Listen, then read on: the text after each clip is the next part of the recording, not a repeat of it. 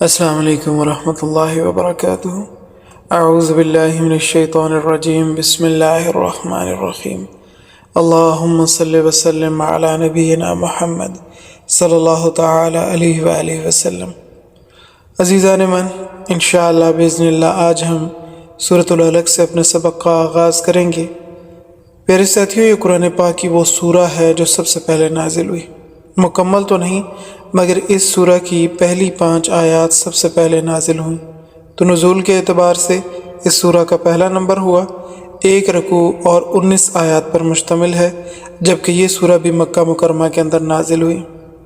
اس سورہ مبارک کا back ground کچھ اس طرح سے ہے کہ حضرت صلی اللہ تعالی علیہ وآلہ وسلم اعلان نبوت سے قبل غار حرا میں بیٹھ کر اللہ اللہ کرتے، غور و فکر اور تدبر کیا کرتے۔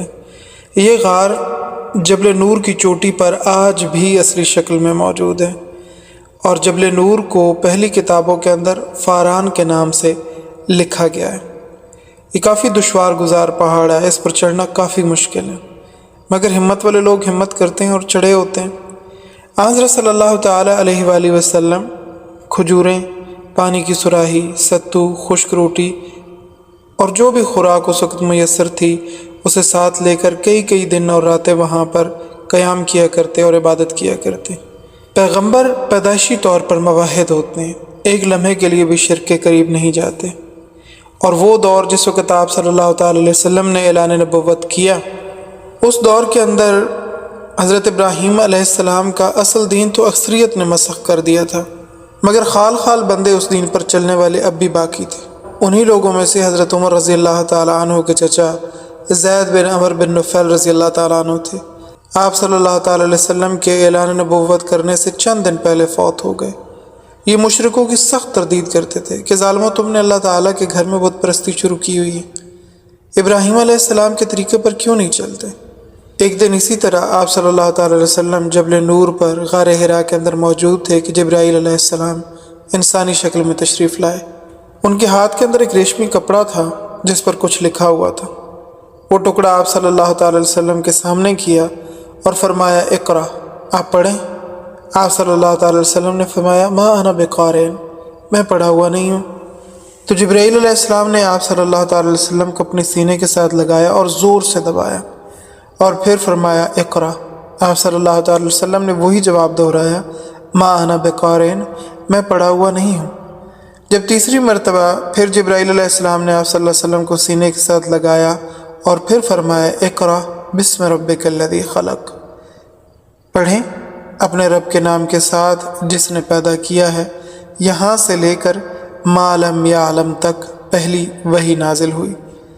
یہاں پر ایک سوال اٹھتا ہے کہ چھوٹے بچے کو تو قاعدہ پڑھاتے ہیں، جب کہا جاتا ہے بسم اللہ تو وہ ساتھ پڑھنا شروع کر دیتا ہے، اور جو کہتے جاتے ہیں وہی وہ پڑھتا جاتا ہے، جبکہ آپ علیہ السلام کی عمر مبارک اس وقت 40 برس تھی، ذہن بھی کامل اور صاف تھا، تو آپ صلی اللہ تعالی علیہ وآلہ وسلم کو ساتھ پڑھنے میں کیا دشواری تھی، اور کیوں فرمایا ما انا بقارئ، میں پڑھا ہوا نہیں ہوں؟ اس کے جواب میں حافظ ابن حجر عسقلانی رحمہ اللہ تعالی علیہ فرماتے ہیں کہ آپ صلی اللہ تعالی علیہ وسلم نے سمجھا کہ کپڑے پر جو الفاظ لکھے ہوئے ہیں اس کے متعلق مجھے فرمایا جا رہا ہے کہ پڑھیں، تو آپ نے فرمایا جواب کے اندر کہ میں پڑھا ہوا نہیں ہوں، یعنی میں یہ لکھا ہوا پڑھنے سے قاصر ہوں۔ اور جس وقت یہ پہلی وحی نازل ہوئی اس وقت آپ صلی اللہ تعالی علیہ وآلہ وسلم کے حضرت ام المومنین خدیجۃ الکبریٰ رضی اللہ تعالی عنہا کے ساتھ نکاح کو 15 برس گزر چکے تھے، اور اس وقت آپ صلی اللہ تعالی علیہ وآلہ وسلم کی اولاد میں حضرت زینب، حضرت رقیہ، حضرت ام کلثوم اور حضرت قاسم رضوان اللہ تعالی علیہ اجمعین موجود تھے، جبکہ حضرت فاطمہ الزہرا رضی اللہ تعالیٰ عنہ کی ولادت نبوت والے سال ہوتی۔ آپ صلی اللہ تعالی علیہ وآلہ وسلم جب گھر پر تشریف لائے تو بڑے گھبرائے ہوئے تھے اور فرما رہے تھے، زملونی زملونی، مجھے کمبل اڑا دو، مجھے کمبل اڑا دو۔ آپ صلی اللہ تعالی علیہ وسلم کو ام المومنین رضی اللہ تعالیٰ عنہ نے کمبل اڑایا۔ آپ صلی اللہ تعالی وسلم فرمانے لگے، مجھے یوں محسوس ہوتا ہے کہ میری جان نکل جائے گی۔ ام المومنین رضی اللہ تعالیٰ عنہ بڑی حوصلے والی اور بڑی صاحب تدبیر بیوی تھی، فرمانے لگیں، اللہ تعالیٰ آپ کو ضائع نہیں کریں گے، اس لیے کہ آپ سچ بولتے ہیں، غریبوں کی ہمدردی کرتے ہیں، مساکین کا بوجھ اٹھاتے ہیں، بیواؤں کا سہارا بنتے ہیں، یتیموں کا خیال رکھتے ہیں، مہمان نوازی کرتے ہیں اور دیگر اچھے کام کرتے ہیں، اللہ رب العالمین آپ کو ضائع نہیں کرے گا۔ ام المومنین حضرت خدیجۃ الکبریٰ رضی اللہ تعالیٰ عنہ کے ایک چچا زاد بھائی تھے جن کا نام ورقہ بن نوفل ہے۔ لوگوں کو انجیل عبرانی اور عربی زبان میں لکھ کر دیتے تھے اور اسی کا معاوضہ لے کر اپنی گزر اوقات کرتے تھے۔ اس وقت تک وہ نابینا ہو چکے تھے۔ ام المومنین حضرت خدیجۃ الکبریٰ رضی اللہ تعالیٰ عنہ حضور علیہ الصلوۃ والسلام کو ان کے پاس لے گئیں اور کہا اپنے بھتیجے سے سنیں یہ کیا سناتے ہیں۔ آپ صلی اللہ تعالیٰ علیہ وآلہ وسلم نے فرمایا کہ میں جبل نور کی چوٹی پر غار حرا میں تھا تو میرے پاس ایک شخص آیا اور اس نے مجھے کہا اقرا، پڑھو۔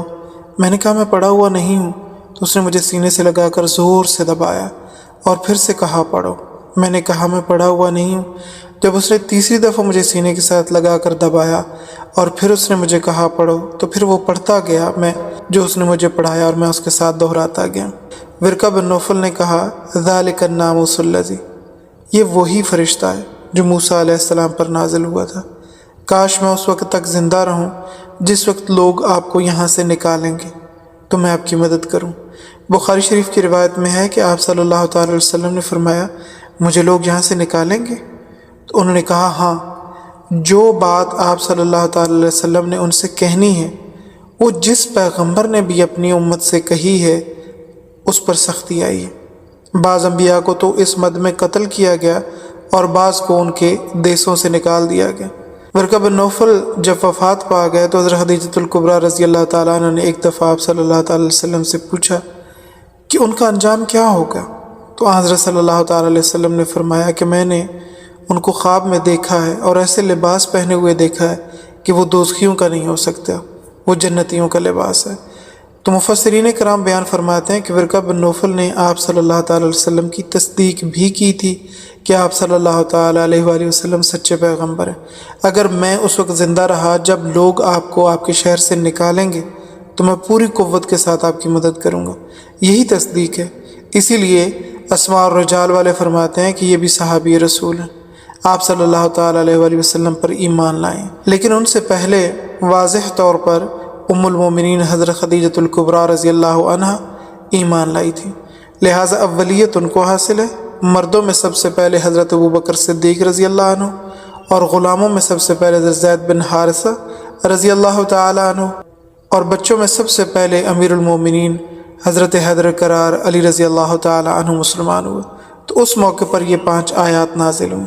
اللہ رب العالمین نے ارشاد فرمایا اقرا، پڑھ، بسم ربک، اپنے رب کے نام کے ساتھ، الذی خلق، جس نے پیدا کیا، خلق الانسان، اس نے پیدا کیا انسان کو، من علق، لوتھڑے سے، منی کے قطرے کو اللہ رب العالمین نے اپنی کامل قدرت سے خون کا لوتھڑا بنا دیا، پھر وہ سخت ہو جاتا ہے، ایک گوشت کے ٹکڑے کی شکل اختیار کرتا ہے، پھر اللہ رب العالمین اسی کے اندر ہڈیاں پیدا کرتے ہیں، پھر 4 ماہ کے بعد اللہ رب العالمین اس کے بدن میں روح پھونک دیتے ہیں، اور 5 ماہ تک بچہ بغیر سانس لیے ماں کے پیٹ کے اندر پرورش پاتا رہتا ہے۔ وہاں سانس نہ لینے کی وجہ سے اس کی موت واقع نہیں ہوتی، مگر وہی بچہ جب پیٹ سے باہر آنے کے بعد ایسی جگہ رکھ دیا جائے جہاں ہوا نہ ہو تو وہ فوراً مر جاتا ہے۔ یہ رب تعالیٰ کی قدرت ہے کہ کم و بیش 5 ماہ تک بچہ ماں کے پیٹ میں زندہ رہتا ہے جہاں ہوا کا کوئی راستہ نہیں ہوتا۔